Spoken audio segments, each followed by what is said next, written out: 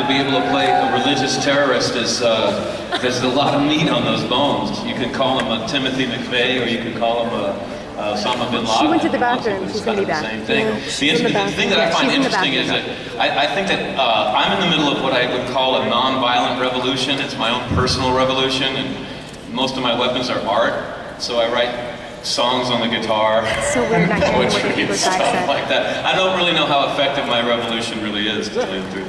But my character on the show is in the middle of a violent revolution.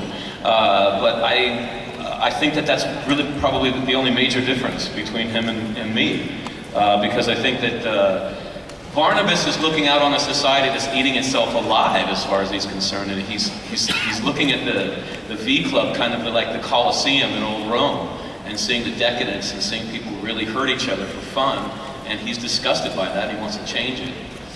So I can kind of see where he's coming from. Actually, I just think he's a little dramatic about his weapon of choice. As you were putting the character together, were there compass points in today's world, the geopolitical scene, or anything that you used? Well, yeah. I mean, I think that anytime you have a character who thinks that he knows what God wants, then they can do anything. So I think that you could pick. I chose Timothy McVeigh because I don't know about Muslims too much, and I thought that this guy who spoke English. But I think anytime you have that surety, then you have that danger that you can do anything. And I think that probably in any culture, in any religion, there are people who think that they know everything, whether they're Jewish or Muslim or Christian or maybe even Buddhist. There might be one Buddhist out there who thinks they know everything. A badass Buddhist? No, it would be a horrible Buddhist. It would be a really stupid Buddhist. I'm sure there's one. They can solve problems, by hitting people. That's fantastic.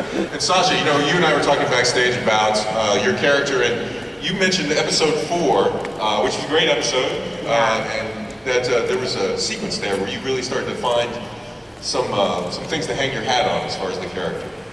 Yeah, in episode 4 you start to kind of see the machinations of Sam and his relationship to Joseph and just his role in that family, and how he's his own man, even though he takes a lot of orders and he's part of a society that's built on order, that he's got his own idea of what's right and wrong, and he's going to execute it accordingly.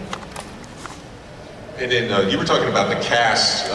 Such a great cast, a very deep ensemble. Talk a little bit about that as far as some of the actors you've gotten to work with. Yeah, no, it's been a joy and really an honor to work with so many fabulous actors and such a pedigree, and it just brings your work to a whole new level because they demand it. Their talent is so great, and it's just a pleasure to be a part of that. And Alessandra, you've had you're not really just playing one character, are you? That's got to be a nice a treat for any actor. No, it's really exciting. I mean, they're all based on the same Zoe Greystone, but it's fun. And in the second part, as you can kind of see in that trailer, there's a lot of new Zoes that you meet. How many? Like 20, 30? Multiple Zoes. And then, so you're quite the Twitter. You tweet quite a lot. Yes. How does that go over on the set? People like it, I guess. Twitter. Oh, see, people do love it. It's great. I just want the fans. You guys are the most important things to us. So I really just want you guys to feel like you're a part of it. From doing this kind of stuff to being on set, behind the scenes. There's going to be more YouTube that we've done that's actually fun with flip cams, more of that you guys are going to be able to see. You said the promise that you're going to put something up on YouTube, I think. No, she's not. There's a funny dance video of Sasha and Isai and I, of us being bored, waiting on set, so we decided to put costumes on and do funny little dances. He doesn't want it up there, so we'll see. But you guys want to see the right? You want to see it. How many phones do you have, Alessandra? No, this is a flip cam. Oh, that's his camera. Oh, okay. Right. I got a Twitter right now, How about your Apple? And this is my Apple. Isn't it gorgeous?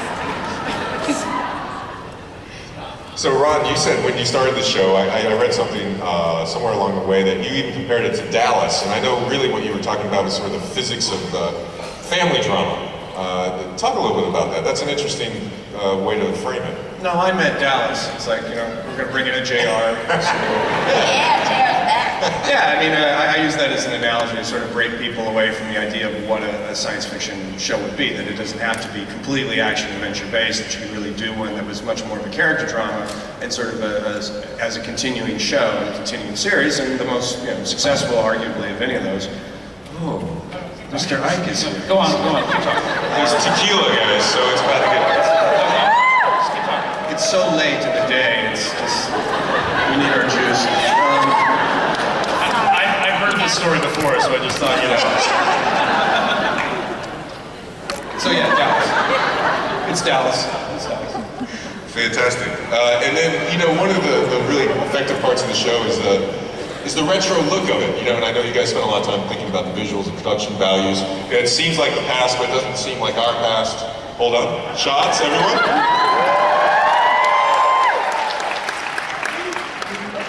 Okay, now that you've had a shot, is Caprica coming back? No,